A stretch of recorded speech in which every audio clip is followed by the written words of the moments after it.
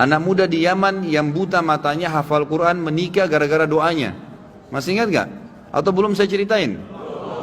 Wow, semangat ya kalau soal nikah. Ada satu anak muda di Yaman, kisah nyata terjadi. Dia hafal Quran dan waktu itu umurnya mencapai 23 tahun. Dan ini kisah sempat menghebohkan Timur Tengah. Ini tentang masalah dahsyatnya doa. Pada saat itu ikhwas sekalian dan akhwat, dia bilang sama orang tuanya, sama ayahnya, ayah, saya kayaknya merasa ingin menikah. Ayahnya ini setiap kali dia minta nikah pasti dibatalkan. Kata ayahnya, siapa yang mau menikah dengan kamu nak? Kamu buta, kamu gak bisa melihat, kamu sendiri harus diurus oleh orang lain. Belum tentu ada perempuan yang mau sama kamu. Nantilah gitu. Selalu begitu. Dia bilang lagi, sama lagi dipatahkan sama orang tuanya. Sampai akhirnya satu waktu dia putus asa, dia bilang, ya Allah, dia berdoa, ya Allah, tunjukkanlah kepada ayahku kalau aku ini layak menikah. Dan dia selama sebulan, perhatikan ya, ada kasus ini, dia berdoa sebulan, bukan berdoa sehari, 2 hari, 3 hari. Dia berdoa sebulan, yang dia minta sama Allah, Pak, ya Allah kasih saya seorang istri yang cantik, kaya, pintar. Semua dia minta nih, 3-tiganya, gitu kan. Pokoknya cantik, kaya, pintar, gitu kan. Dia berdoa sebulan, terus dia berdoa sebulan. Dan ini umumnya nanti akan saya datangkan kisah lain. Ingatkan saya sebentar, ada kisah seorang dari salaful ummah juga dari tabi'in yang kaya raya, bangkrut jadi kaya gara-gara berdoa sebulan. Memang ada batas waktu seperti itu ya. Kadang-kadang tergantung bobot permintaan. Maka dia berdoa sebulan. Subhanallah, di malam yang ke-20, di malam yang ke-30 dari doanya, setiap malam dia berdoa di tahajud, artinya pas hari 29 dia berdoa. Karena memang Nabi SAW menekankan 1 bulan itu 29 hari, gitu kan? Makanya Hijriah kebanyakan 29 hari. Maka dia mimpi, ada suara yang dia dengar dalam mimpinya, wahai fulan, Allah telah ijabah doamu, dan jodohmu adalah si fulana, disebut namanya, tapi dalam kisah ini tidak disebut namanya.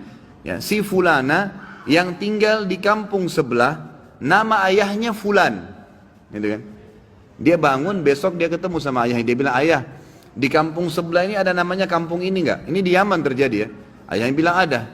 Ada si anaknya yang buta ini, ada enggak seorang di sana laki-laki bernama fulan, namanya ayah perempuan ini? Ayahnya bilang ada, dan itu tokoh masyarakat di sana.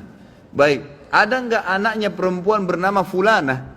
Kata ayahnya ada. Kata si buta ini, nih lamarin buat saya. Kata ayahnya, ini kau sudah gila. Sedangkan minta orang yang biasa saja belum tentu diterima, apalagi minta anak pejabat kaya, dan itu terkenal cantik, terkenal kisahnya banyak nolak laki-laki. Orang antri di rumahnya ngelamar. Ya biasa orang punya kelebihan biasa begitu kan. Baik, intinya adalah dia bilang, ayah tapi saya mimpi. Dia ceritain mimpinya. Waktu dia ceritain mimpinya, ayahnya juga tersentuh. Tapi ayahnya bilang, baiklah kita ke sana, tapi ini mempertaruhkan nama keluarga. Bisa diterima bisa tidak, gitu kan. Pergi ke sana.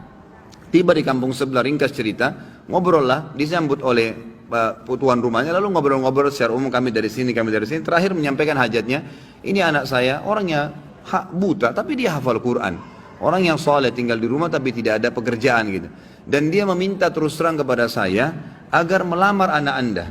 Tahu apa yang terjadi ikhwah? Ayahnya perempuan, tanpa nanya banyak kepada anak laki-laki, mengatakan saya terima lamarannya.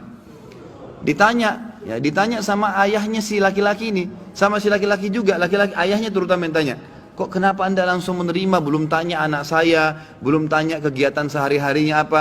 Kata ayahnya ini, yang calon mertuanya, saya tadi malam mimpi mendengarkan suara bahwasanya besok akan datang seseorang bernama fulan dari kampung sebelah, buta matanya, hafal Quran, terima lamarannya. Mimpi nih, kan itu. Tapi sebulan berdoa, antum baru 2 minggu sudah kempes, gitu. Makanya nggak dapat, gitu kan. Kemudian kata ayahnya, saya terima lamarannya, tapi saya belum bicara sama anak perempuan saya. Ini luar biasa kisahnya. Dia bilang, saya tanya dulu anak perempuan saya, kalau dia terima alhamdulillah, kalau enggak berarti tidak.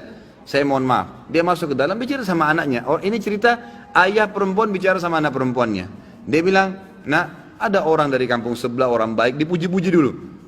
Hafal Quran tapi buta matanya, ingin melamar kamu nak, namanya si fulan. Kaget si ayahnya perempuan, lalu perempuan bilang, saya terima lamarannya ayah. Selama ini nolak terus ini, orang datang bolak-balik, yang sudah gagah, yang sudah kaya, yang pintar, ditolak semua. Anak perempuan tidak mau. Langsung kata ayahnya, kok bisa, kau belum lihat dia nak, dia buta. Dia bilang, enggak ayah, tadi malam saya mimpi. bahwasanya besok akan datang jodohmu laki-laki bernama fulan dari kampung sebelah, matanya buta tapi hafal Quran, terima lamarannya, dia akan membahagiakan kamu. Caranya Allah subhanahu